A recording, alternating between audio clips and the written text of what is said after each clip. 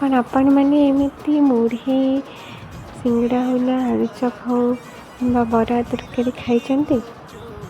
କେବେ ଯଦି ଖାଇନାହାନ୍ତି ତାହେଲେ ନିଶ୍ଚୟ ଟ୍ରାଏ କରିବେ। ପିଆଜ, ଟମାଟୋ, ଧନିଆ ପତ୍ର ଏମିତି ସବୁ ଛୋଟ ଛୋଟ କରି କାଟିଦେବେ। ତାପରେ ଯାହା ଆଣିଥିବେ ଆଳୁଚପ ହଉ ନା ସିଙ୍ଗଡ଼ା ହଉ ତାକୁ ଛୋଟ ଛୋଟ ପିସ୍ ହାତ ଚକଟି ଦେବେ। ସେଥିରୁ ତରକାରୀ ସାଥିରେ ଆଣିଥିବା ଖଟା ଝୋଳ ମିଶାଇ ଦେବେ। ୟା ପରେ ତା ଉପରେ କ'ଣ କରିବେ ନା ମୁଢ଼ି ଢାଳି ଦେବେ।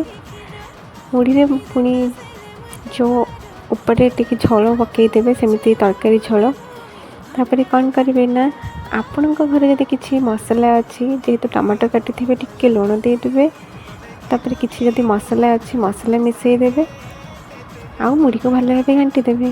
ଏବେ ହେଇଗଲା ଆପଣଙ୍କର ମୁଢ଼ି ତରକାରୀ ଝୋଳ। ଏବେ ଆପଣ ୟାକୁ ଖାଇଦେବେ, ବଢ଼ିଆ ଟେଷ୍ଟ ଲାଗେ। ଆପଣ ଥରେ ଟ୍ରାଏ କରନ୍ତୁ, କେମିତି ଲାଗୁଛି କହିବେ। ବାଏ।